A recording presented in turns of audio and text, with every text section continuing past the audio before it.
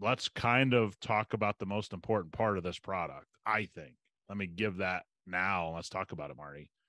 What you can do on your rims. This had matte black, by the way, had carbon ceramic brakes, which this is completely safe for, by the way, which are pretty damn finicky, if you ask me.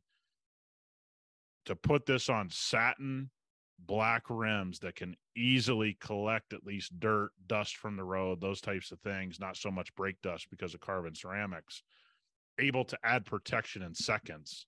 I think that's the coolest thing about this product. Yeah, we began to experience it here and began to, you know, go through our testings and what we were trying to really figure out and finish out. Right. I did that and it kind of did shock me. And I go, oh, because yeah, most people just think of, we talk about protecting paint. We talk about spraying stuff on the paint. Many people do forget, what about rims and how incredibly easy it is to maintain a car professionally or your own car. The hardest part many times after you've washed everything and you got it all is getting down and having to scrub off rims. Or you're like, I got to use, you know, I get it. Fuego's an incredible wheel cleaner, but if I could spray coat on after I rinse off a car, it's going to be a lot easier next time.